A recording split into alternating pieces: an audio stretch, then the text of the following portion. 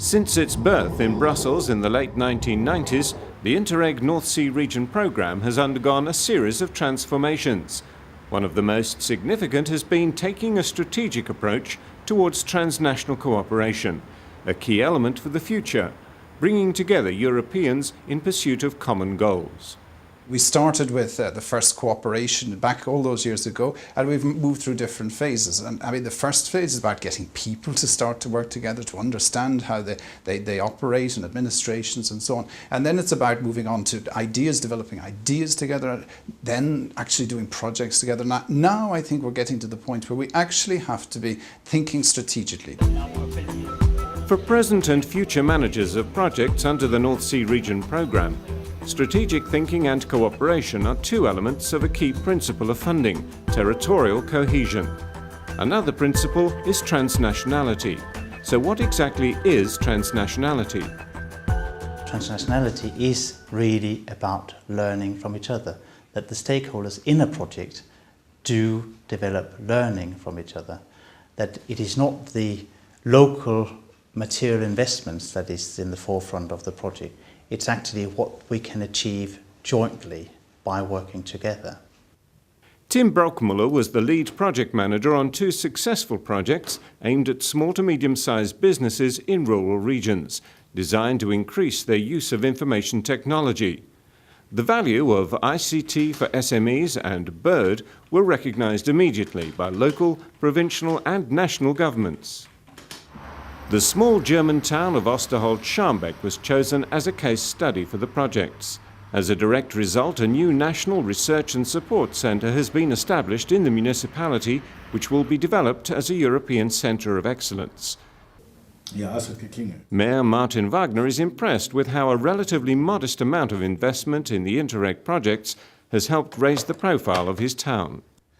Es arbeiten ja nicht nur die jeweils Beteiligten daran, sondern in den beteiligten Städten wird es ja fortgeführt und in die Region gebracht. Also es entsteht so eine Art Welle, als schmeißt man einen Stein ins Wasser. The University of Stavanger in Norway was a stakeholder in the projects. Professor Jan Frick was so impressed with the results, he's begun work on a bigger and better version. He sees enormous potential in Interreg projects, which he calls engines of creation. We have last month started a 4B project where we are establishing regional offices in 8 regions around the North Sea. And we are going to work together creating content and new services for the broadband, and to do that by enable students and other people to create their own companies into that kind of services. And we are utilizing to a high degree the experiences from our former Interreg projects. Michael Kramer is a German MEP who understands the value for money that Interreg projects can deliver and the importance of transnationality. There is an Interreg program that there are involved more than one member state. And if then there is a discussion on it, there are more member states involved, and so we have a European discussion. And that we need, because we are Europe, because lots of problems we can't solve on a national level. While working transnationally may not always be easy, the potential rewards are great, as the projects managed by Tim Brockmuller have proved.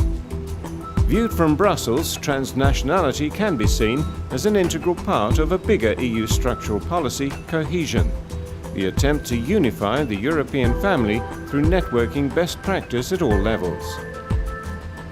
By force of the treaties, being European should be that everybody should have the same rights or the access of the same quality of living.